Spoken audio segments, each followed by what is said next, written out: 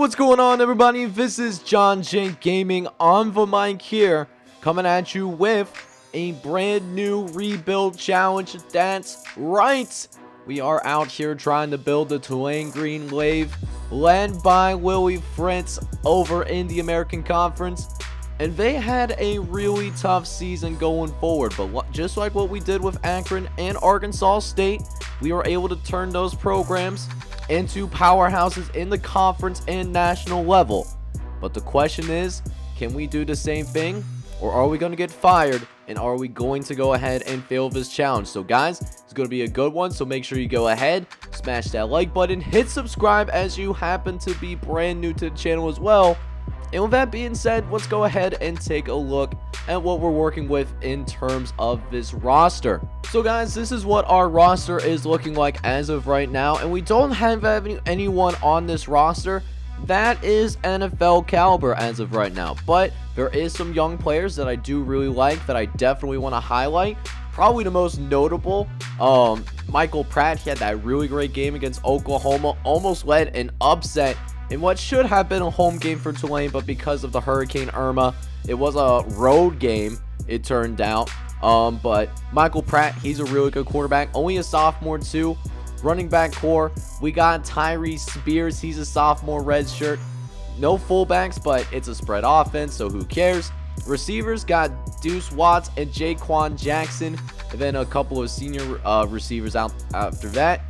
Starting with the offensive line and remaining skilled player position, guys. Tyreek James, starting tight end, 82 overall. And then the offensive line, you know, it's a solid group up front. However, it is for the most part a senior-led group on that left-hand side.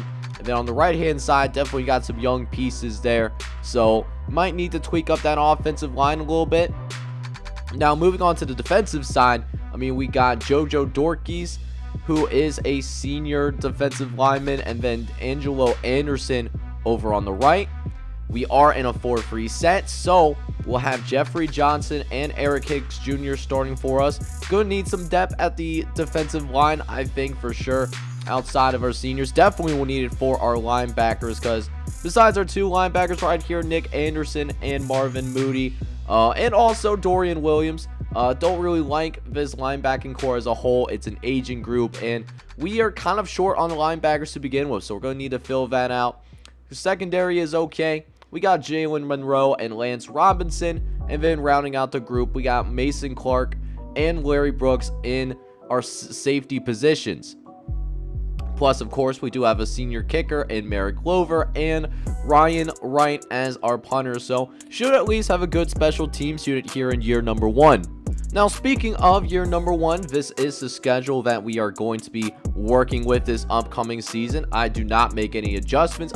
Whatever the game gives us, that's what we're working with, and you know, not a bad schedule really. Besides the fact that we don't really have too many road game, or at least too many home games. We start with 3 straight road games, starting on the road against Florida Atlantic, Syracuse, and Louisiana Monroe. But we do finally get our first home game in week 7 when we take on North Texas before we jump into American Conference play, taking on SMU, Memphis, UCF, and USF, and then rounding it out. 3 of our last 4 games will be at home, taking on Temple, Houston, Navy, and then the number 8 team in all of college football.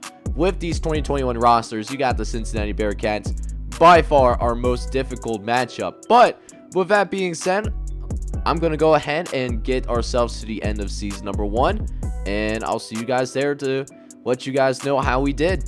So because there isn't 12 teams in the American Conference, there actually is not a conference championship game. But look what we end up doing in year number 1. We end up winning the conference in our first year. That is absolutely stunning for us, and finishing with a pretty decent record, 8-4. We did have a little bit of a slow start, I would say, but that being said, we got to go ahead and check out these conference standings real quick, and look at that. Only lost once to the Cincinnati Bearcats, but because they finished 6-2, we kind of got away with that. And yeah, man, we ended up going ahead and we beat UCF. They were the only team that could have maybe surpassed us, but because we beat them on the road too, by the way, we end up winning this conference. So with that being said, we have to go ahead, not only check out what bowl game that we go to, but I gotta show you how the schedule went down, because at first, I'm not gonna lie to you guys, it was a little bit shaky to get things started, right? So when we started off 0-2, right? We got blown out by Florida Atlantic, lost badly to Syracuse, did end up beating ULM, but we lost to North Texas at home. So we were 1-3 going into conference play, but then we blow out SMU. We go on a nice little winning streak, and that winning streak goes all the way to the Cincinnati game. Now, Cincinnati was ranked in the top 25, but we lost to them by a field goal. Was that field goal at the end? No, we actually gave up a touchdown at the end. They got a 2-point conversion, so that's tough. But good year overall, and we got to go ahead and check out real quick what bowl game that we do end up going towards. Okay, so it does look like we will be making a trip over to the Birmingham Bowl, and we are going to be taking on Arkansas. Feels like, well, I wouldn't say it's like a home game, you know, might be a little bit of like it's a neutral field. I don't know what I'm talking about, man. But let's take a look at Arkansas real quick. Looks like we're about the same on paper. I mean, they're B's across the board. We're B's across the board as well. We have a slightly better turnover differential, and then our stats on the year are slightly better, but we did also play against lesser competition. I mean, I'm not an SEC fan by any means. Y'all know this for those of you that followed the channel for a while, but it would be ludicrous to say the American Conference is better than the SEC, right? Like, that would be something extremely stupid to say, right? But right now, this is what Arkansas is working with. They're actually on a 2-game losing streak, and we actually just saw our pretty big winning streak, 7-game winning streak, get broken at the end of the regular season. But that being said, man, I'll see you guys on the field for the Super Sim to see how we end up doing in the Birmingham Bowl against Arkansas. Alright, man, so we are here on the field here as we get ready to get ourselves going here. Let's see if we can finish this season on a high note, man, taking on Tulane. And so far, first drive of the game, actually a really methodical drive. It takes up half of the first quarter already, and we end up finishing with a touchdown. So right now, things are going pretty decent for us. We are holding a lead against an SEC opponent. You know, we really struggled in non-conference play earlier this year, but maybe that win streak that we built, maybe that's gave us a little bit of confidence as Arkansas does eventually get themselves into the end zone. We might give away this lead, and we hold them to a field goal for now, but it looks like Arkansas, they're trying to find a rhythm. We need the score here, and we do just that. Come on, boys, we got to finish this thing out. Let's take care of Arkansas. Down by 8. Can we make this a 2-score game? We got the field goal. I'll take that. I'll take that 2-possession lead. Make that a 3-possession lead. I think that's going to put, you know, I think that Fat Lady is going to be starting to sing any moment now, as we're going to end this season on a really convincing note, man. We win 34-13 against the Arkansas Razorbacks, man. That is such an incredible moment for our program. We'll check out the team stats real quick to see how we did. And yeah, over 500 yards of total offense. We were dominant on the ground, did a great job through the air as well. Over 300 yards passing from, I'm assuming, Michael Pratt, but we'll dive into the individual stats later. Held them to 3 for 16 on third down conversions.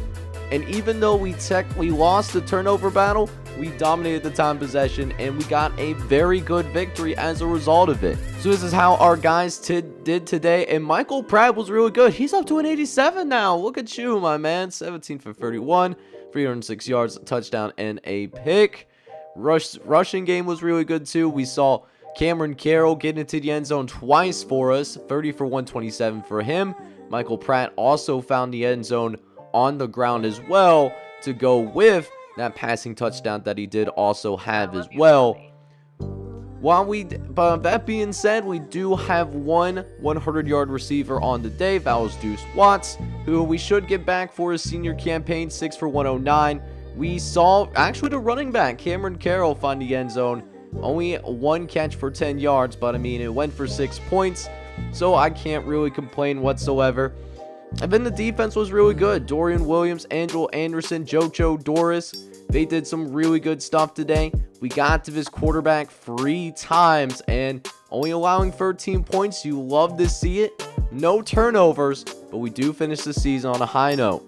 Alright, so before we get into this offseason, I just wanted to see if we ended up having anybody that, was in the top 5 categorically. And looks like we had one of our running backs, Carlos Carroll, ended up finishing 6th place actually, 627 yards on the ground. That's good for 6th in all of college football.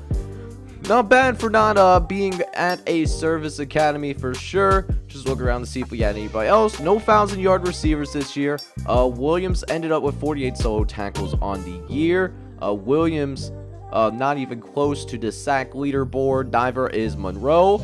Kickers, I know for some reason in NCAA 14 I always takes a little bit. Actually towards the bottom in terms of longest field goals. So I don't know if it's just because we didn't kick long field goals or what happened over the course of this year, but we do end up finishing 9-4, man, for first season. Not bad. Let's see if we can build off of it. All right, man. So it does seem like we do actually have somebody going to the NFL. Jeffrey Johnson. He's going to be projected as a 6th round pick. Honestly, really surprised because he is only an 87. Usually I would think like somebody like in that 90 plus range would be getting into the NFL, but maybe Tulane's a little bit more of a renowned NFL place than what I expected. But we do have 2 guys that are trying to transfer because of playing time. Hopefully we can keep both these guys, but I honestly doubt it.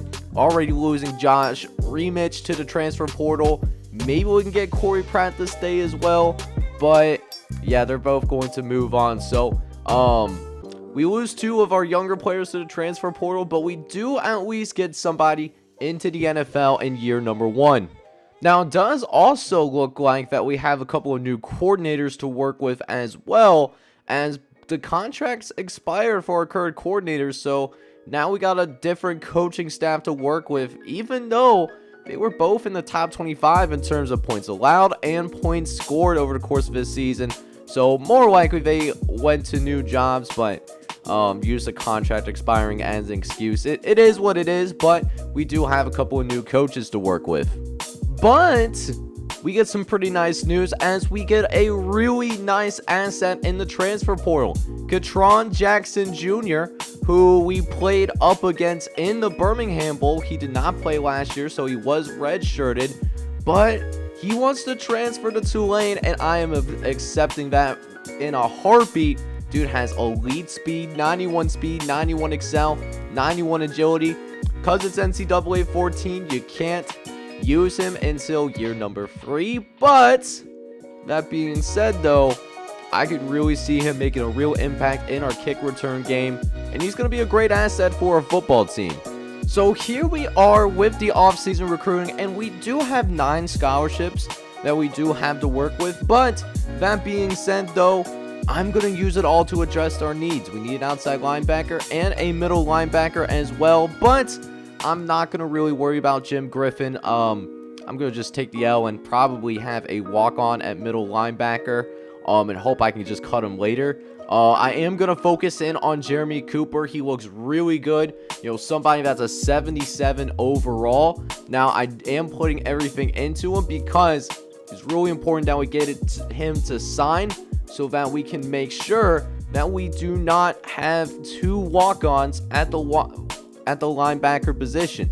So that being said, I'm hoping for the best, but I'll see you guys at signing day to see if we get Jeremy Cooper and if we get lucky and bring in another prospect as well. Alright, so not only do we end up signing Jeremy Cooper, but we also managed to sign Travis Boone as well, so that's really big because we can move one of those guys to middle linebacker to avoid keeping a walk-on on our football team. We do also sign Alex Tidwell, Eddie Pruitt, and Lamar Morris as well. They're going to be more depth pieces for us, but it looks like we're going to bring in a recruiting class of around 22 guys, it seems like. So got plenty of freshmen to go ahead and work with. Let's just see where we are in terms of top classes, and looks like we're right smack dab in the middle. We're the 61st ranked recruiting class. did end up signing a couple of 4-stars, so that's really good.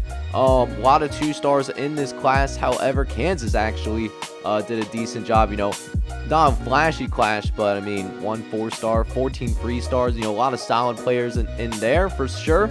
So yeah, it's a decent recruiting class for sure, and it's something that we can build off of moving forward, seeing as we are in a weaker conference.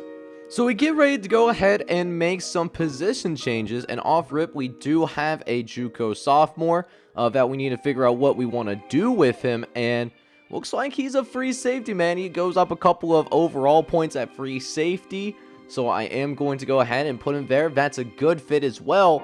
He'll be potentially our backup, one of our backup safeties going into this year, so that's really cool. Let me just go ahead and see if there's any other changes I want to make as well. So I did decide to not make any more changes to my list, but look at this roster we're putting together. We've got a pretty decent number of 90 overalls already. Ryan Wright is our best player though at 94, but we got some stars on other places on the field. Dorian Williams is looking pretty good. Michael Pratt is already a star at the quarterback position, and then Larry Brooks, Sincere Hainsworth, and Deuce Watts should provide some pretty good leadership for us overall. And not to mention, Tyree Spears and Cameron Carroll, they can both do some very special things. A nice 1-2 punch in the backfield, really, but we'll go ahead and check out the rest of his roster real quick, see what we got going down. Catron Jackson Jr., the transfer from Arkansas, looks like he would be the number 4 wide receiver if he played, but the next 3 guys ahead of him are seniors, so whenever he is ready to play, he'll be our number 1 player. But offensive line on the left-hand side, we're looking a little bit questionable, so maybe need to get a couple more linemen. And then on our defensive line, it's okay, but I'm really concerned about the linebacker position. I wanted to get some more linebackers. That didn't necessarily happen the way that I wanted to, so we might be a little bit weak at linebacker, and that could potentially hold us back when it comes to our run defense. Now, we do end up getting ourselves 3 players that we needed to cut off this football team. And Pedro Ryan, we didn't want to move anything on outside linebacker, because outside linebacker we were looking really light as well. So that's why I didn't decide to move anything. But that being said, I am going to cut Jason Whaley because he's a junior. He's not going to play. He's not going to help us out in the long term. And then I'm also going to cut Lamar Morris as well as Phil Temple. Those 2 cats are they're just not good enough for our roster, I don't think. So that's going to be our final 7. We'll go ahead now, check out our schedule. Also check out the guys who are going to redshirt, and then we can get things rolling to see how we do in season number 2. Alright, man, so going into season number 2, there actually isn't too many red shirts that I want to go ahead and make. I am going to redshirt Dan Medlock, though. I mean, dude's going to be a 4th-string guy, not going to really see the field. Same thing for Jermaine Jones, going to be buried on that depth chart, so not really someone that's going to see the field, at least in a little while, but can become a factor, couple years down the line, year 4, maybe year 5-ish. But one of the more interesting red shirts I'm going to make is Robert Williams. I love what he brings to the table. 81 speed, that's going to be absolutely dangerous, but there's a senior that's starting in front of him right now, and, I love his athleticism, but his actual skill sets need a little bit of work. So, gonna redshirt him, give him some seasoning, and then he'll start year 3 hitting the ground running. Meanwhile, for our schedule this year, this actually isn't going to be too bad for us. I mean, granted, most of our non-conference games, I believe, are on the road. At least to start things out, we start with a home game against Georgia Tech. Then we go on the road against Rutgers and Duke. So, 3 Power 5 opponents to start the year. Then we go about with our American Conference schedule, playing against Houston, Memphis on the road, playing UCF, Temple, USF, and of course the Cincinnati Bearcats, who would be the highest rated team. They are the only team on our schedule that is in the preseason top 25. Then we round things out with our last non-conference game against San Diego State before we face Navy and SMU to end the regular season. So, guys, we'll have to see how we stack in the preseason polls, and then I'm going to head back and simulate the season and let you know how things go. Okay, boys, so we are projected to finish 3rd place in the American Dish this year, behind Cincinnati as well as UCF. But I think we can be a serious sleeper given that we have probably the best offense in the entire American Conference. Nobody's going to be really able to compete with us offensively. At least we're not Navy for sure. We'll see how our defense holds up. Got a couple of questions on the defensive end, but I think we have a real good opportunity to surprise this conference once again and win that conference trophy 2 years in a row. We'll see if we can make it happen though. Alright, man, so we got ourselves to the end of season number 2, and we don't win the American. We finished with a 6-2 conference record, double-digit wins though, but we end up with a 4-way tie at the top. And because there's less than 12 teams in the American Conference, we don't even get a conference championship game decided. So that's definitely tough. They're actually going to give it to East Carolina, man. That's tough, man. That is really tough. We didn't even get a chance to play them this year, but it is what it is. We did finish, in the top 12, so hopefully that does mean that we get to a decent bowl game. But I mean, this is NCAA 14. They like to screw over us American teams. Well, let's see. We'll find out what ends up happening to our squad here, man. We'll see what we end up getting. Okay, so even though we don't end up going to win the American Conference, we get a really good bowl game still. We get to go to the Tostitos Fiesta Bowl. We are taking on the Tcu Horned Frogs, man. They got a similar record than us, 10-2, with a number 16 overall ranking. We'll have to see how we end up looking on paper compared to these guys. And looks like the TCU, they do have a better team, A- offense, A+ defense. But we got a solid team ourselves, one of the best offenses in America, one of the best rushing attacks in America specifically. But we are going to be without our starting quarterback, it looks like. So we're going to have to find a way to figure things out. But with that being said, I'll have to see you guys on the field to see if we can take care of business against TCU in the Fiesta Bowl. Alright, boys, so we are here now at the Tostitos Fiesta Bowl, and we are here to see if we can make a classic happen, despite the fact that we do not have our starting quarterback. I can't even tell you off the top of my head who our starting quarterback is named. I've been riding that Michael Pratt train as, hey, we get an early lead, man, 10-7, looking not too shabby, but definitely a close game. I think we're going to have to put up a lot of points in this one. I'm telling you, if we don't get, I think, at least 30 points, I don't think we're going to end up winning this thing, as Michael Pratt is actually in the game. Okay, we got our guy, so that means we have ourselves a chance. I swore I saw him hurt when I saw him on the injury screen. I swore I did, but maybe our man is just a warrior here. And we're in a back and forth game, man. It could go in either direction. But that being said, we're down by 7, and we might be slipping away a little bit. We gave up another touchdown. We're down by 2 possessions all of a sudden. Make that 3 possessions. And I don't think it's going to be happening for us this year. We get at least 1 garbage time touchdown. It's not going to matter, though, if it can't keep him out of the end zone. And we certainly don't do that. And we get worked pretty thoroughly here in the Fiesta Bowl, man. We actually get doubled up. So definitely not the way that we want. It was a good year. It really was. Double-digit win season. Gonna still finish in the top 25. And this is just what killed us, man. 3 fumbles. I know we didn't lose the turnover battle, but when you're playing against a better team like TCU, you got to win on turnovers. That's just how it had to be. That did not happen for us. And, defensively, we just didn't have an answer. 600 yards of offense. That's just not going to cut it either. We check the stats for our guys. Turns out we had Michael Pratt the whole time. I don't know what I was talking about. 24 for 32, 294, no touchdowns, no picks. We did end up seeing touchdowns for Tyree Spears, Michael Pratt, and Cameron Carroll in this one as well. They each ended up finding the end zone in this losing effort. No receiving touchdowns for our guys, but Christian Daniels had a good game, 8 for 90. Jaquan Jackson had 5 for 79, and then Dace Watts ended up with 5 for 59 in this one. Tyreek James had a good day as well. And then defensively, Jesus Mercado led us in tackles today. Ended up with 9 total tackles in this one. Kavarius Hall, Dorian Williams, Colleen Harrison, and Larry Brooks were tied for second place with 7 tackles apiece.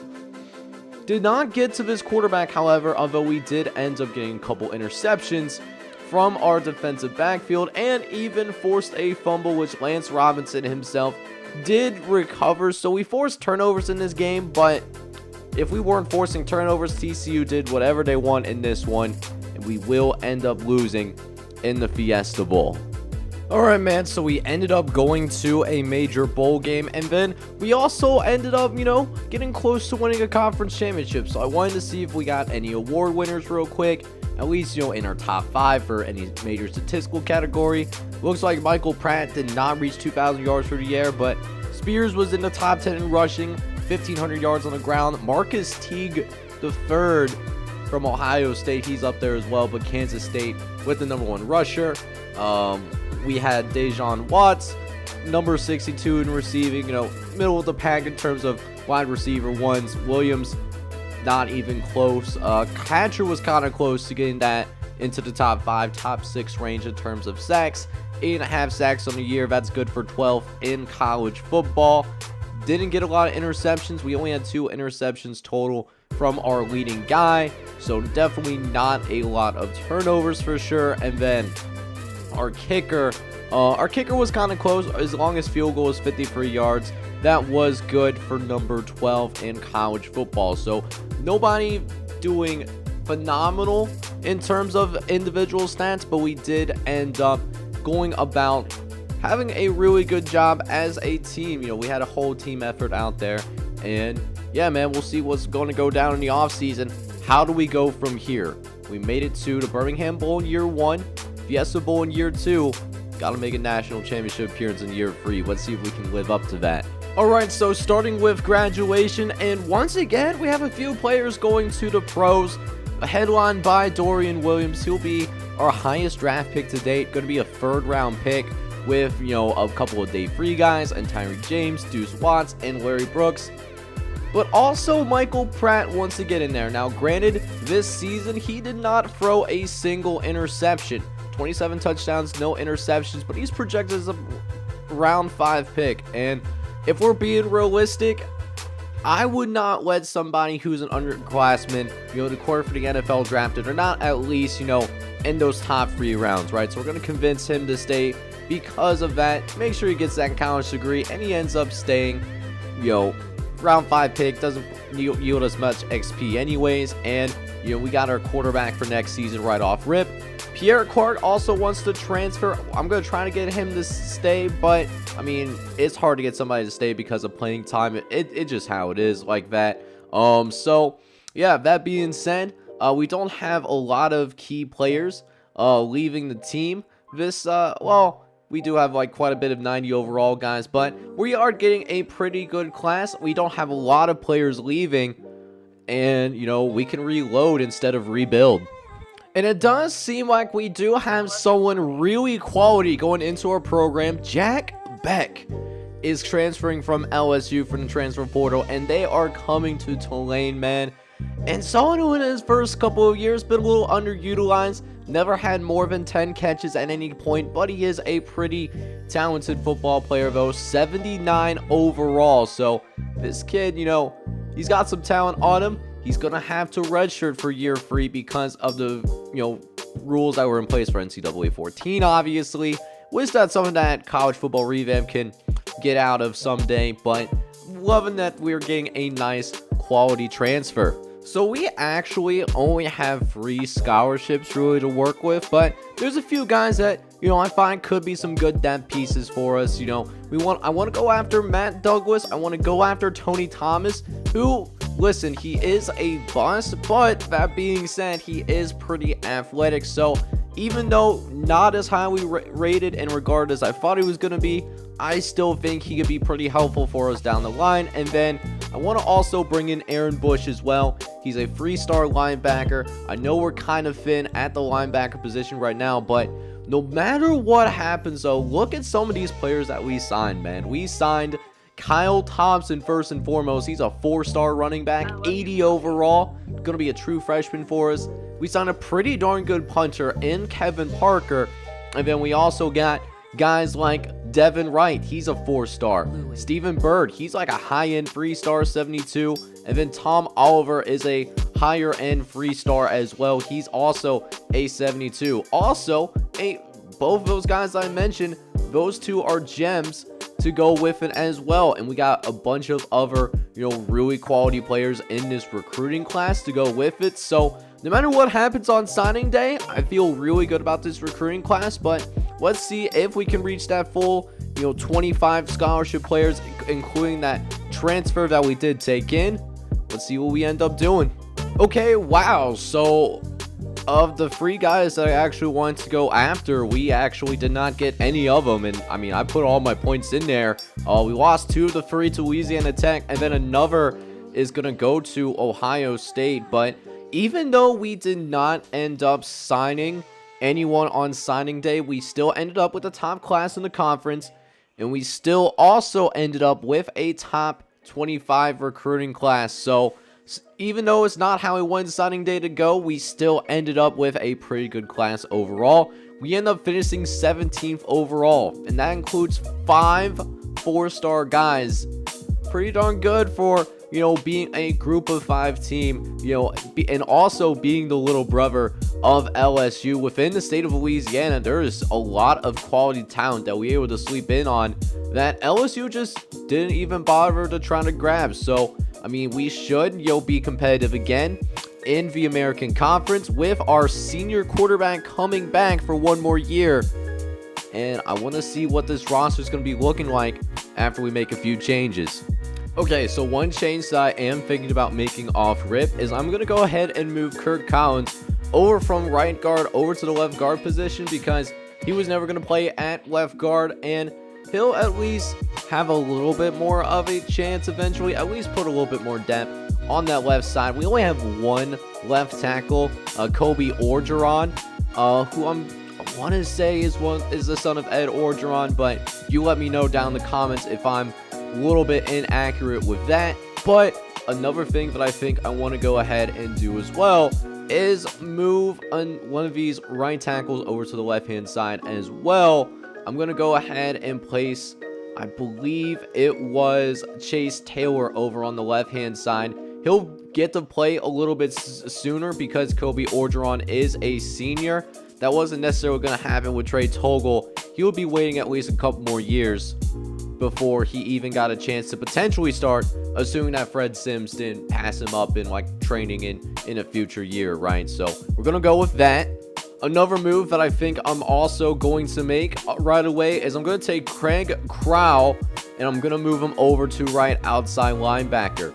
We're still a little bit thin there, not where I want to be yet with our linebacking core, but it's looking a little bit better. We at least don't have to bring in a walk-on this time around. I'm really hoping now that we have more linebacker help that I can get rid of Pedro Ryan. Just having somebody clog up one of the 70 spots on the roster, that's just not a good look at the end of the day. Corners, I don't think I'm going to do anything, and I don't think I'm going to do anything with our safeties as well. And yeah, that's all the changes that I want to make in terms of position charges. Okay, so it doesn't seem like we have as much high-end talent, but we still have a few stars on this roster. I mean, Sincere Haynesworth, he's a center for us. Michael Pratt at quarterback. And then we also have Tyree Spears, who's a 94 now, all of which are seniors. So, got some good leadership. Other than that, we're a little bit younger than what we used to be. So, I think as long as Michael Pratt doesn't get hurt, we'll be fine overall. Let's go ahead and check and see what the rest of this roster. Receiver, we're definitely young. We don't have a single senior wide receiver, so that's going to be really interesting. Tight end, Reggie Brown will hold things down temporarily while we wait for Jack Bett's waiting period to hang up. Offensive line, we got a decent little offensive. Actually, we're looking really good on offensive line, actually, because even the reserves like Jackson Fort, or even there was somebody else that I thought I saw. We got a solid 5. That's really what I'm trying to say. Defensive side of the ball, our defensive line is continuing to grow. We're going to continue to get better. So we got a bunch of mid-80s there. At linebacker, got Jeremy Cooper as an 84. Jesus Mercado, he's a 78. And then Travis Boone is going to be a little bit of a question mark for us on defense. That might be the weak link for us. And we also need to get a little bit more depth at cornerback. Not really liking this depth all that much. You know, definitely need some growing to do. Hopefully we can get some high-end prospects in year number 3 to help clog up these holes right away. But what we do need to do, though, is make a few cuts to our roster once again. And thankfully, I can get rid of Pedro Ryan. I mean, I cannot have a walk-on on my roster. It just can't happen. And then some of these 50 overall guys that the CPU did decide to sign, they can't really stay either. Now, there's a couple of freshman redshirt in here as well. I'm going to get rid of them because even with the freshman redshirts, I mean, they don't look that great. Let's see, who else do we want to get rid of? Derek Edwards. He was a bust, so he's going to go. Can we get rid of Chris Berg? No, that's a little bit under the minimum. I guess we can get rid of David Sampson in this case. We did sign a pretty big recruiting class, but I do think this is the 70 that I'm going to be rolling with. We got a few stars in here, and if we can get a few things to go our way, we can build upon the 10-3 season that we had last year. Alright, man, so since we know what our final 70 guys are going to be looking like, let's go ahead and take a quick peek on who we're going to be redshirting. And we're going to be redshirting a lot of running backs. Kyle Thompson, I'm really excited for him and what he can bring to the table, but even right now, he would be like a 4th string running back right now. So, gonna redshirt these 3 guys and probably maybe be done with getting running backs unless there's a really good person that we just cannot pass up, right? So that's gonna take care of things there. Jake Beck, he has to redshirt because he did come in for the transfer portal, did not get the waiver from the LSU head coach. So you know Brian Kelly's a piece of crap. We all know this. It is what it is. Y'all can fight me on that. So not surprised that that was denied. Over on the defensive side of football, I am going to redshirt Devin Wright. Love the skill set that he has, but again, buried on the depth chart, man. He's not going to be playing for me anytime soon. So let him redshirt, let him season a little bit, and hopefully he doesn't transfer. But we'll have to wait and see on that. And then the last person I'm going to redshirt voluntarily is Richard Rodgers. I got 6 pretty good corners. 6 pretty good corners. He's the worst one by far. He needs some seasoning anyways, so I'm going to redshirt him and give him a chance to develop a little bit more in our defensive system. But this is what our schedule is going to look like, and we actually have a couple of ranked opponents. Actually, first of all, we're actually ranked. We're ranked in the top 20. We're finally getting some love, you guys. You absolutely love to see it. So we start off with a road game against Georgia Tech. And then we do end up having Duke and FCS Midwest. Then we have 3 straight road games. East Carolina, defending champions of their conference. I have something to say about them. Houston and Southern Florida on the road. Then our first... No, this is actually another road game. I don't know why I was thinking this is a home game. We also play UCF on the road. So we have 4 straight road games. Before we do go ahead, round things up with 5 straight home games. Temple, Cincinnati, Miami of Ohio, Memphis, and Tulsa to round things out. If we can get through this 4-game stretch here and we're still undefeated, it's going to be barbecue chicken. I think we can make a championship appearance. But let's see how good our overalls are looking through the preseason polls real fast before I go ahead and simulate through the season for you guys. Alright, so this is what our overall ratings are going to be looking like, and man, our offense is going to be elite, but that defense might cause us a little bit of problems. We might have a few shootouts, but I mean, if our defense can grow and mature as the season goes on and you're here in year number 3, then we can be national champions potential. I think Michael Pratt, he's a bad man, not throwing a single interception. That is pretty impressive to do, no matter what level you are. Granted, there is some very talented football teams out there, a lot of 99s really across the board. So, I mean, that road to the national championship is going to be rough, but if we can take it 1 game at a time, you never know what could happen. And with that being said, I'll see you guys at the end of year 3 when you guys know how we ended up doing. Alright, so this was definitely not the season that we wanted. We didn't even win our conference, and the big reason for that, man, is while he's not showed up in the injury report now, We did not even have a full set of our starting quarterback. This is our backup quarterback, actually, leading the team in passing yards. That's how much our man was hurt this year. 10 touchdowns, 4 interceptions. That's solid, but I mean, we had a tough stretch. You know, we lost 3 of our 4 games at one point, but we did finish the year strong. We ended up finishing, you know, on a 3-game winning streak. We do also go undefeated against top 25 opponents, and really the only thing that we can do now, even though it's not what we necessarily wanted, whatever bowl game we get to go to, let's see if we can finish the year on a strong note. Alright, so we do end up finding out which bowl game we get to go to, and we're going to take ourselves to the Lockheed Armed Forces Bowl down in Texas, and we will be taking on BYU, which they may be independent now, but they are on their way to the Big 12, so kind of a Power 5 opponent for us, kind of, sort of, as we get ready for our bowl game. And on paper, I think we match up really well. I mean, we got a better offense, our defenses are about the same, and overalls are about the same. However, categorically, it does end up seeming like we got things going our way. But with that being said, I'm excited about this Armed Forces Bowl against the BYU Cougars.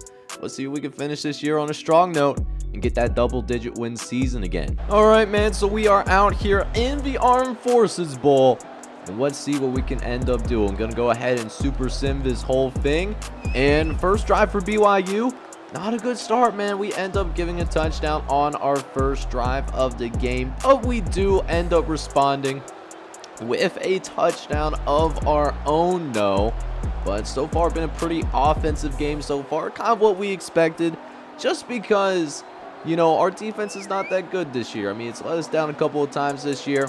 Hopefully our offense can go ahead and pick up the slack, but right now, only one score to show for it, and BYU is really starting to pull away right now. But come on, guys, can we please get something going here on the offensive side of the ball? That would be fantastic. Okay, we do get a nice touchdown there. Okay, just a one-score game. Let's get it back to a tie ball game. No, we end up taking a few stops.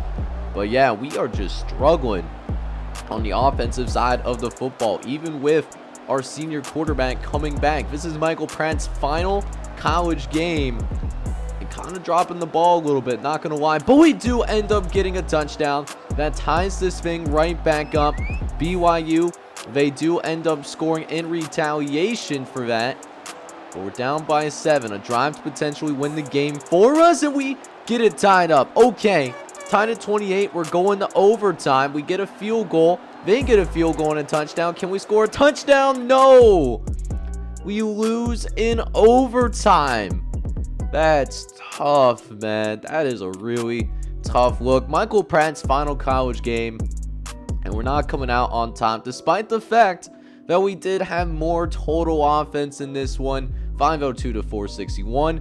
We had 231 on the ground, 271 through the air, while BYU had 292 yards on the air and 169 on the ground.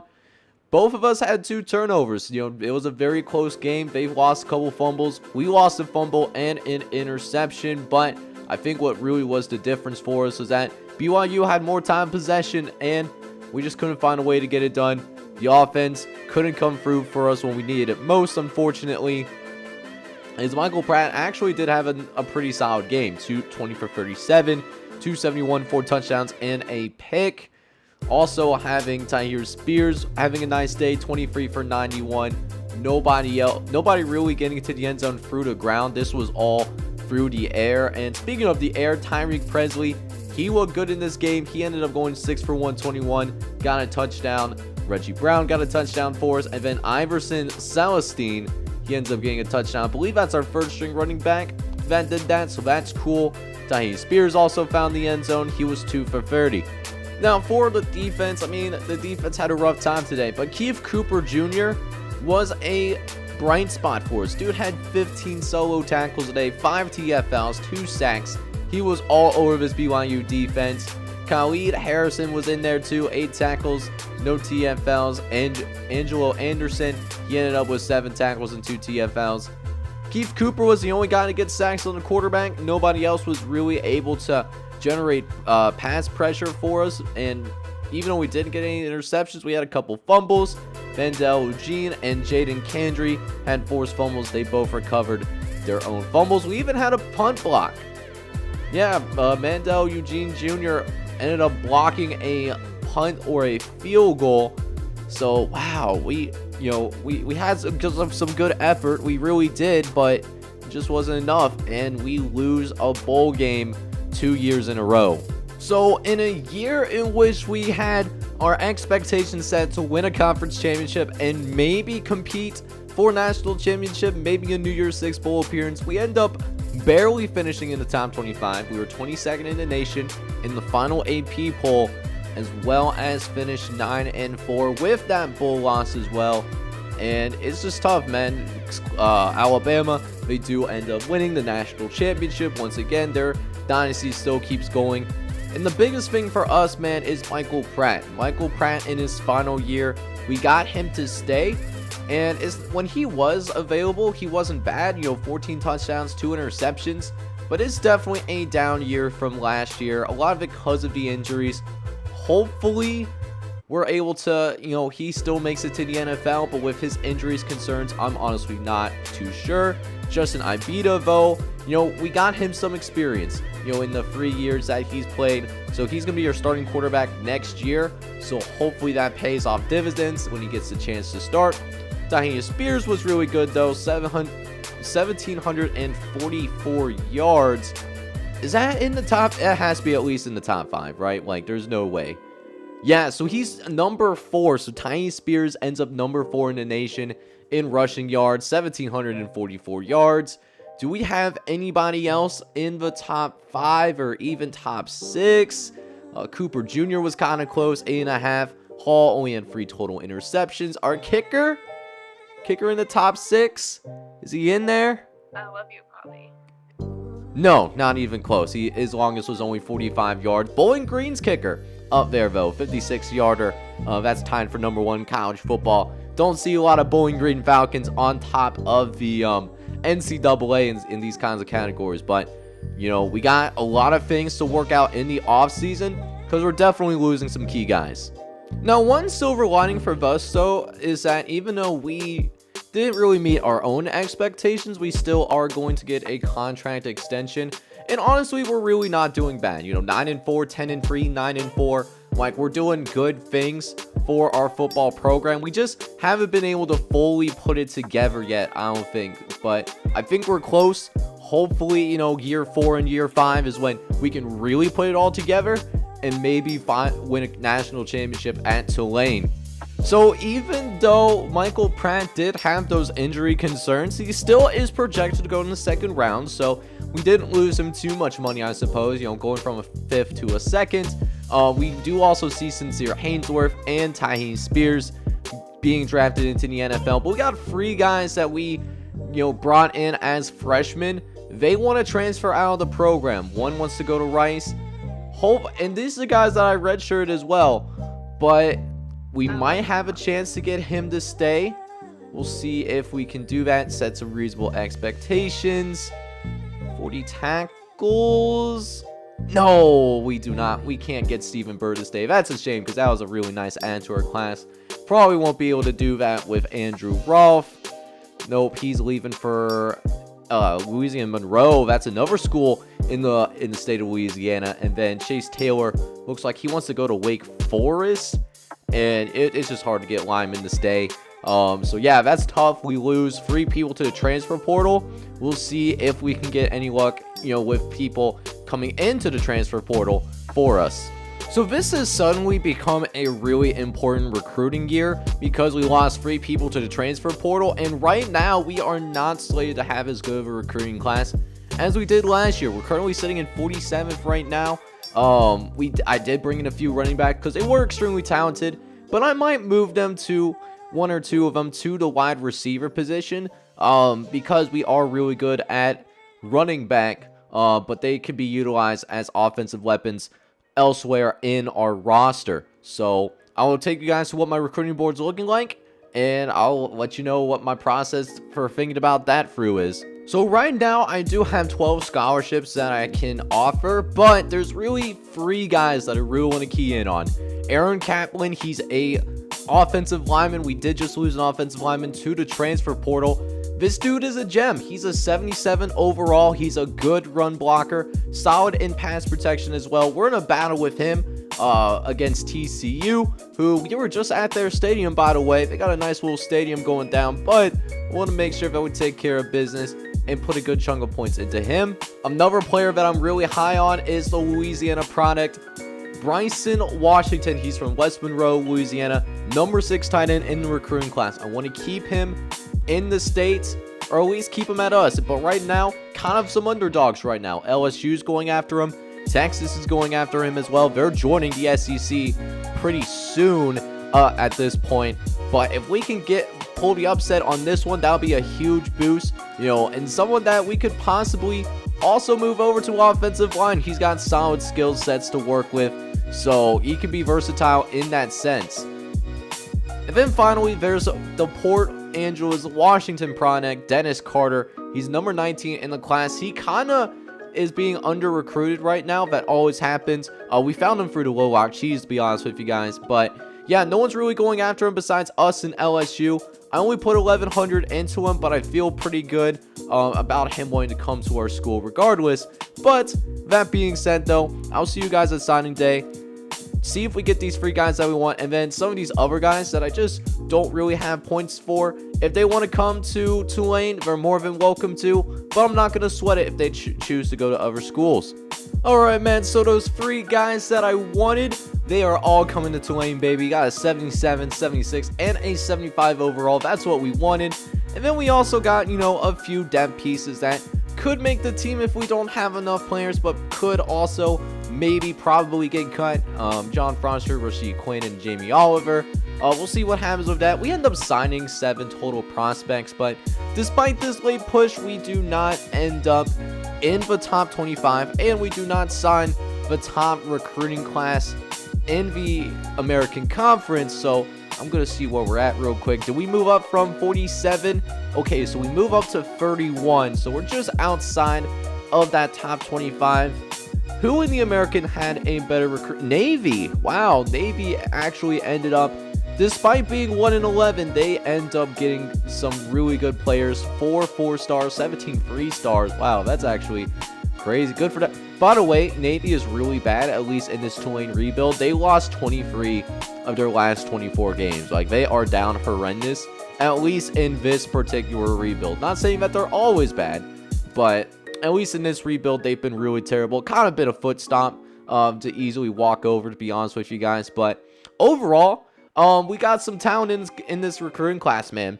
Catlin is the best. He's 77, but also got Dennis Carton to sign the dotted line. Paul Baker is going to help beef up this offensive line. Bryson Washington's looking good. And then, you know, Chaz Wester, John Pittman, and Ryan Pittman. We might move one of these guys to a different position. And then we also got, you know, Chase Robinson, Kendall Simmons. So bringing a good amount of talent, bringing in some offensive linemen for sure. And yeah, we got to go ahead and, you know, we got to do some position changes for sure, because we do have some athletes and other changes that I want to make. But even though it's not a top 25 class, I like what we brought in talent-wise for, you know, going into season 4. Okay, so here we are with the position changes, and we got some decisions that we do need to make. First and foremost, we're going to put Ryan Pittman, and he's an 80 overall running back. That is really tempting. I'm not going to lie to you guys. That's extremely good, but I'm going to probably put him over at free safety, because if you're looking at my halfbacks right now, I got a lot of running backs, man. We are good at running back. I actually am going to move a couple of these guys. We'll see if we can move Jones somewhere. Oh, maybe not. Okay, so maybe not Johnson, but maybe Pittman. Can we move Pittman over? Okay, John Pittman we find at wide receiver. We'll go ahead and move him over. So we have a little bit more wide receiver help. Wide receivers are really starting to come together. Gonna have a deep pool to work with, so I'm really excited about that personally. Any other changes that I want to go ahead and make? What about offensive line? Definitely need to put somebody over at left tackle if we can help it, but I can't really move any of these guys, so it'll be an open competition for left tackle. Defensive side of football, I can go ahead and move some people. I'm going to move Ryan Merrick over to the left-hand side for now. I don't know if he's going to make the team, but if he somehow does, he'll be there ready to go. Defensive tackle, we're good. Might be making some moves on... Oh, we actually can make a move at linebacker. Let me go ahead. I'm going to move... Well, who has less experience? Yeah, so if I can move David Sherman over to right outside linebacker, give him at least the opportunity to compete for that backup spot. It'll be a battle between him and Greg Crowell, who's a true sophomore, so we'll see what ends up happening there. And then finally, the last change that I think I'm going to go ahead and make is I'm going to move Shaquem Leister from free safety over to the strong safety position. The reason I'm doing that, he was going to be a senior, and I didn't want him backing up Rudy Dyson. At least over here, he'll have a little bit of a better chance of being a starting safety for us. We will need to get some strong safety, so when we go ahead and do recruiting for year 4. So this is what our roster is going to look like. This is the training results, of course. We got a few stars on the roster once again. Ibita, really interested to see how he does as a full-time starter. He's a 93. He's going to be the best player on this team for us. He had 10 touchdowns and 4 interceptions. He, held the ship down while Michael Pratt was hurt, but we'll see, how this keeps up. We do also have Catron Jackson Jr.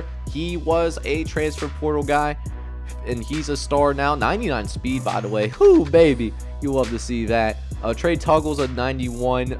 Adonis Fruick's a 91. And then Rudy Dyson is actually a 90 overall. But how's the rest of the positions shaking out? Kyle Thompson, the guy that we brought in as a true freshman, he's an 85 now. He'll be the backup running back for this season. Wide receiver core, at least 4 deep with 80 overall guys. I like that.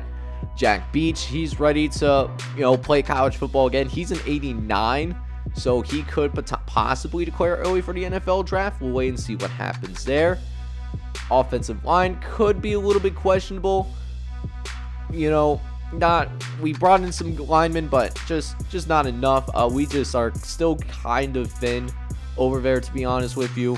Defensive line, gonna have at least Adonis Felix plugging up the middle of the defensive line, but Elijah Champagne and Tom Oliver are probably gonna rotate for that second defensive lineman spot. Linebacker is looking better. We got almost 80s across the board. We're still waiting on Travis Boone to get up there.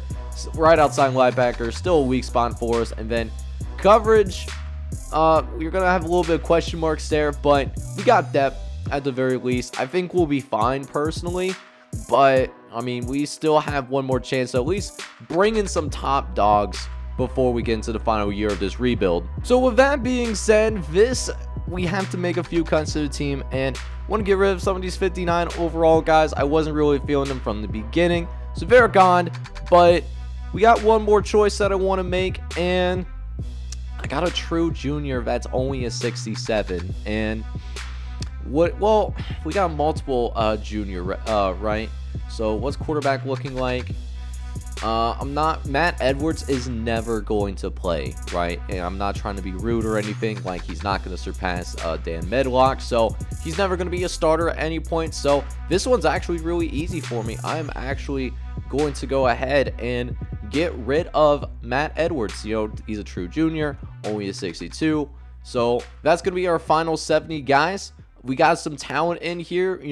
If Justin Ibita can continue to grow and develop, I think we'll be fine. Now, I don't know if we're a national contender, but you never know. We'll just have to wait and see. I think Ibita has it, but being a first-year starter could make things interesting. But before we go ahead and see what our schedule is looking like for season number 4, let's go ahead and take a look at the guys who are going to redshirt this year, starting with Chaz Webster and Aaron Johnson. We got some very good talent at the running back position, so they're going to get the red shirt because we might not need these guys for at least a little bit. They'll make a great tandem in the future. Over at tight end, I am also going to go ahead and redshirt Bryson Washington, true freshman, going to be behind, of course, Jack Beck, which, by the way, 84 speed for a tight end, that is really darn good. He's going to cause a lot of problems versus really anyone that tries to guard him. So that's going to be really exciting to go ahead and watch. And then on the defensive side of the football, I am going to redshirt Chase Robertson. I believe he came in as a JUCO at 69 overall. Very nice, by the way. But he's going to still be a first string guy. And I got 2 seniors ahead of him. I'm going to need him for a little bit. So let him get some seasoning now. And maybe open up some playing time for Chris Berg. But with that, this is what our schedule is going to look like. And honestly, pretty favorable schedule at the very least. We start off with really a ton of home games. You know, we start off FIU, Wake Forest on the road. Then we go on, a 5-game home streak, you know, starting with the Raging Cajuns and taking it into American Conference play with ECU, Houston, Southern, and Central Florida. But then after that, we're done with the home games. We'll have 5 road games in a row to end the season. We're on the road against Temple and Cincinnati, and then we'll also have road games against Mississippi State in non-conference play, Memphis, who is going to be projected to win the American Conference, and then Tulsa to wrap things out. That is going to be our final game of season number 4 before any potential postseason action can unfold for us. But the good news thing about us, though, is that surprisingly, at least on paper, we have a better looking football team. We are a 91 overall. We still have the same offensive rating, but our defense shoots up 7 points. So we went from an 83 to a 90. So now that our defense caught up, we have a senior quarterback starting for us who has a very high overall. Let's see if we can do some things, man. Memphis is ahead of us right now in the top 25 poll, so they'll be projected to win the conference. Let's see if we can challenge some of these blue blood programs, get to a New Year's Six Bowl, or even better, let's see if we can find a way to get to the national championship game in this season. Let's make it happen. All right, man, so it does look like we get our opportunity to go ahead and win the American Conference Championship. We are a little 2 years removed from it, but hey, you know what? We got that trophy back in our football facilities. And look where we still are ranked, my guys. We are ranked number 2 in the nation. We even have a coaching upgrade, which I will be more than happy. Let's go ahead and just go ahead and get that done real quick. Who do I want to use on? Now, I use a random number generator for coaching upgrades just to make it, you know, as random as possible so that I'm not doing the same thing with every single rebuild, right? You know, just to add a little bit of RNG to it. And our offensive coordinator is now a level 10, but we'll have to check these top 25 polls. Let's go ahead and check out real quick who we might face in the national championship game. So if we look at what we got going on right now, and listen, it's one of 2 options, man. We could either play the Miami Hurricanes, who are 99s across the board, or we can play against Northern Illinois if they do end up losing to Florida State in the ACC championship game. Personally, I'm pulling for Northern Illinois just because I think it will be a much easier opponent, but Miami is a blue blood program, and you know I want to take on the very best that college football does have to offer. Okay, so it does look like we gotta go take on the Miami Hurricanes, undefeated right now. And boy, are they going to be a challenge. They got A-pluses across the board. On paper, Miami should crush us. But you know what? We at least have one person in our corner, man. Lee Corso is going to be rocking with us. We have the best rush offense in America. And we have a top 5 defense to go with it as well, which we're going to need taking on one of the best offenses in America. So, that being said, I'll see you guys on the field to see if we can pull the upset of the century against the Miami Hurricanes. Alright, boys, so we are now here at the national championship game, baby. Let's go ahead and see if we can pull one of the best upsets in college football history. We got a tough game ahead of us, man. Miami, they ain't no joke, man, and they're showing us early and often taking first blood. But you know what? We're going to fight back. We at least get a field goal. Not the touchdown that we wanted, but we at least get a field goal. But like I said, man, Miami is just, they're a different animal. We're down big early. We're down 21-3. We still are settling for field goals too, man. So we really need our defense to really step up. Same thing with our senior quarterback. I don't know if this is going to be the year, man. Miami, oh my goodness gracious. They are just crushing us out of the water right now. We're down 28-6 at halftime. But at the very least, we do at least have the ball to start the second half. And we get another field goal. I thought we were going to get a touchdown there. I really thought it was going down that direction, but that's not happening. We got to turn these field goals. If we turned all these field goals into touchdowns, like, this would be a much closer game. This would just be a 3-point game right now. Instead, we're just getting blown out. Another touchdown for Miami. It's 38-12 right now. We are actually in danger of getting blown out of the building. And even in was kind of considered garbage time, we couldn't even get into the end zone there. So that's how the game goes. We do not end up winning the national championship, unfortunately. And it just felt like we got dominated in this one. I mean, I don't know what else to be said. Miami, they ended up with 600 yards of total offense, 225 on the ground, and 376 through the air. We had 427 yards of offense, only 109 yards on the ground. But we did have 318 through the air. And the sad part was we even won the turnover battle. We had less turnovers than Miami, but Miami's just a lot better of a football team than we were, and that really showed. It really did show for us out there, and it was what it was. Justin Ibita, in his last college game, he did not throw any interceptions, but also no touchdowns, and barely 50% completion percentage. Did throw for 318 yards today. Rushing, nobody really got into the end zone. TJ Huggins, in his last career game, he at least did a pretty nice job, 124. Bryce Bohemian ended up with 6 catches for 99 yards, but no other 100-yard receivers. We actually had 7 drops in this game, so that doesn't really help our case whatsoever. Jesus Mercado, though, did end up leading the team in tackles in this one. He ended up with 8 tackles, and Shaquem Weister ended up with 7. We did also go ahead. We got 1 sack. Ardonis Forlix, who was more of a thought he was more of a pass rush stopper, but he is more of a pass rusher at the defensive tackle position. We did get 1 interception. Jaden Kennedy, in his last career game, he was able to pick the ball off from Van Dyke.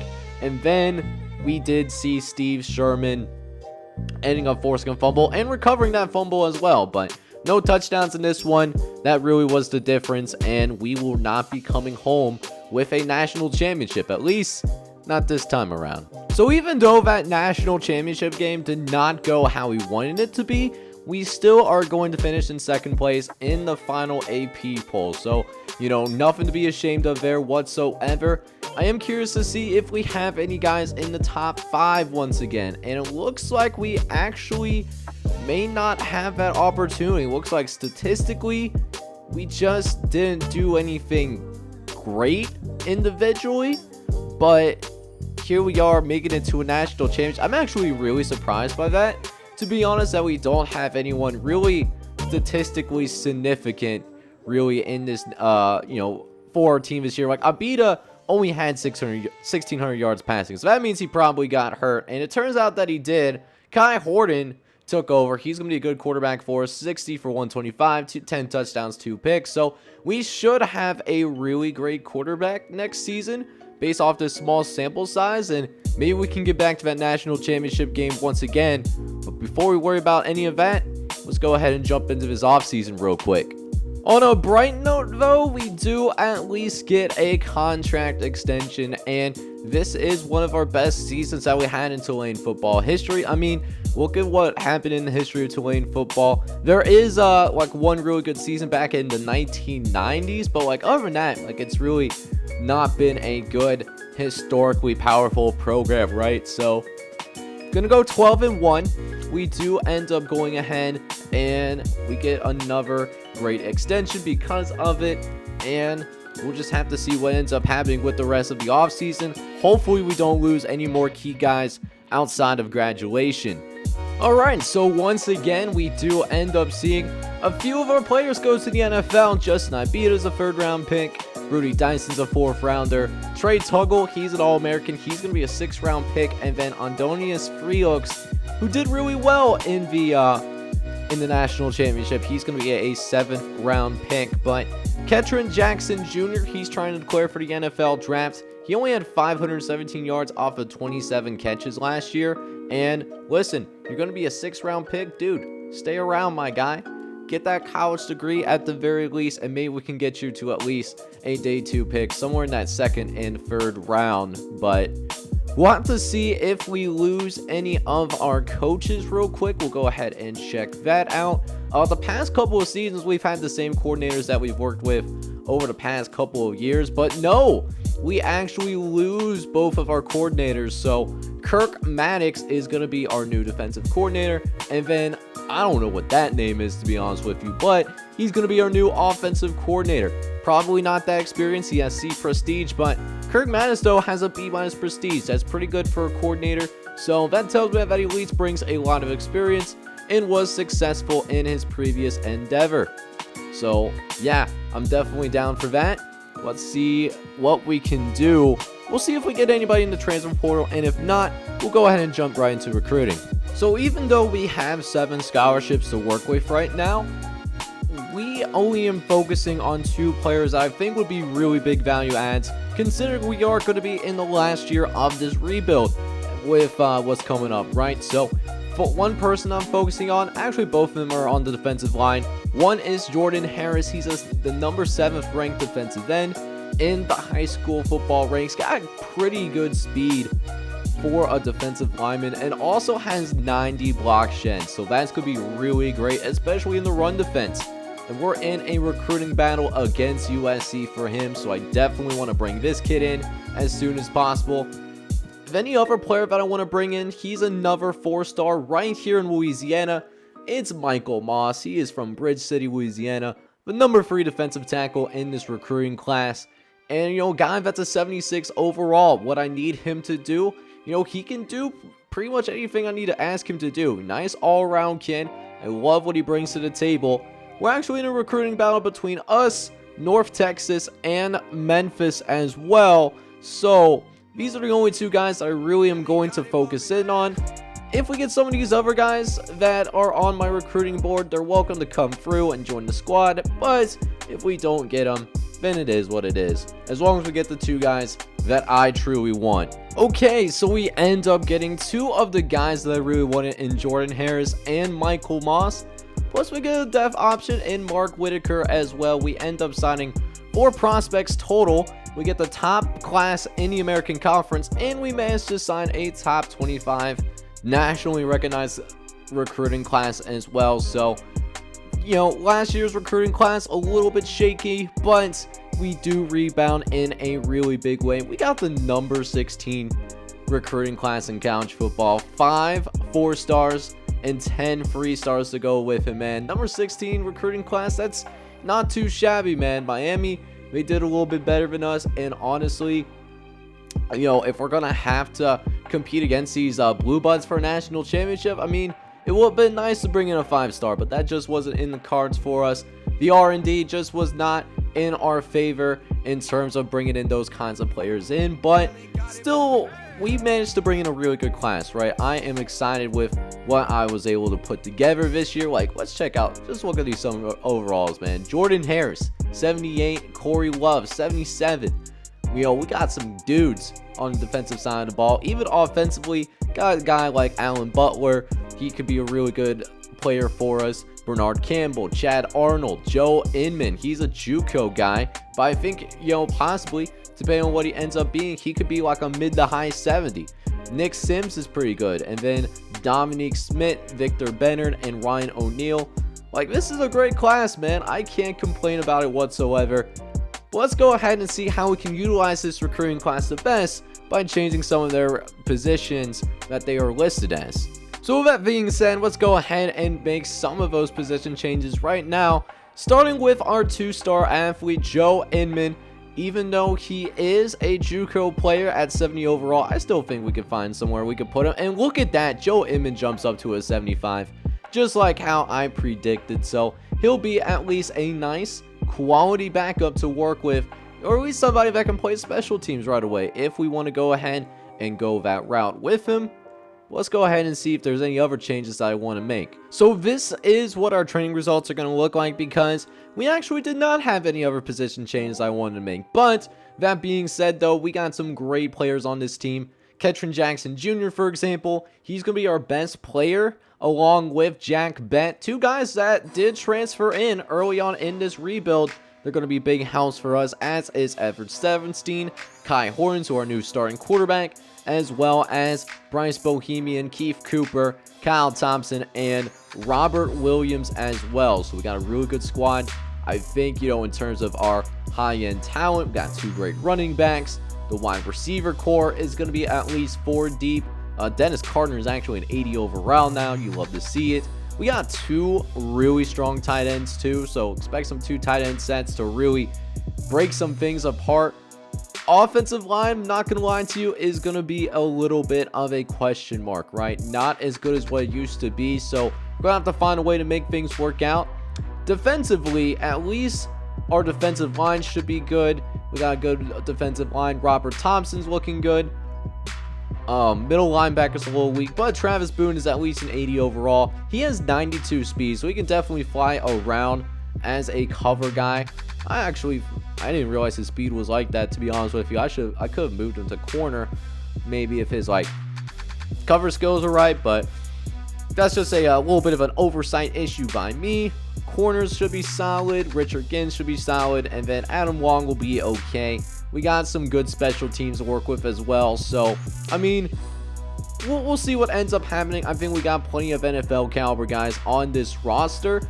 But with that being said, before we do anything else, worry about anything else, we got to make some cuts if we even have 70 players on the roster. So with that being said, there is 6 players that we do need to cut. Good news is we do have at least everyone at a 6-year overall or above. So we at least did that. But I'm going to start with getting rid of Brandon Singletary. And then after that, we have a good chunk of players right here that, are, for being freshman red shirts, aren't that impressive, to be honest. So I'm going to get rid of some of these guys right here. Tyler Young, John Foster, Rashad Quinn. They're going to all go. Daniel Lewis, do I even have free quarter? Unfortunately, he'll have to stay because we have free quarterbacks, right? Otherwise, I would have gotten rid of that junior. But I guess we can go from the bottom again. I'll cut Matt Edwards because he's a 2-star. And then Brian Carey, he's also a 2-star player. So I'm going to cut him as well. And I accidentally took us under 70 guys. So, that's my get banned. Got a little bit trigger happy. But this is going to be our final 70. And hey, let's see us go to work, man. Love to go after it. Alright, man, so this is our last year in the rebuild, and this is what our schedule is going to be looking like, man. I did not randomize it at all. This is what I saw off rip. We start off with home games against an FCS squad and UAB.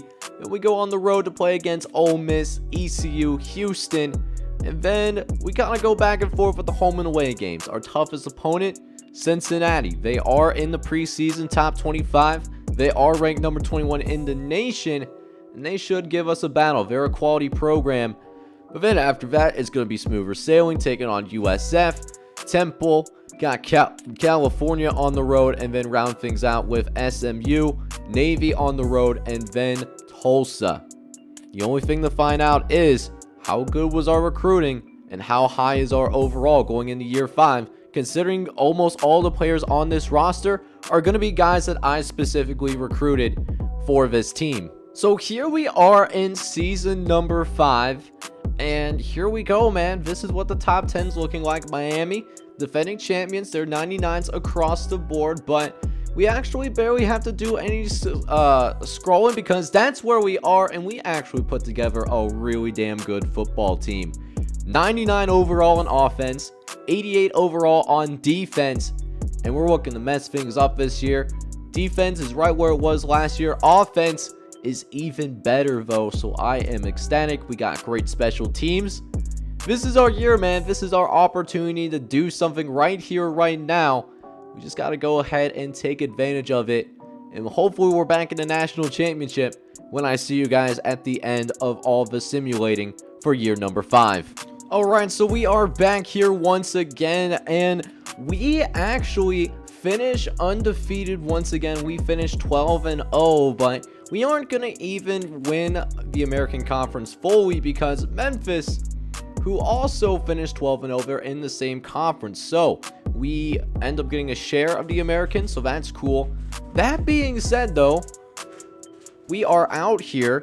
We got 6 undefeated teams left still, and 3 of them are ahead of us. Florida, Washington, and Penn State, they all have opportunities to make something happen, but we need a little bit of luck on our side in order for us to go to a national championship. We'll see if we can get that to happen.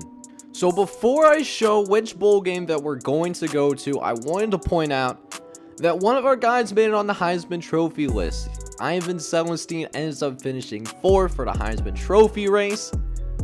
And we're going to the Rose Bowl. Wow, that's crazy. So that means the Big Ten champion probably is going to the national championship game. And we get to play against USC in the Rose Bowl in what probably is going to be a home game for USC. But you know what? We are so excited for this opportunity.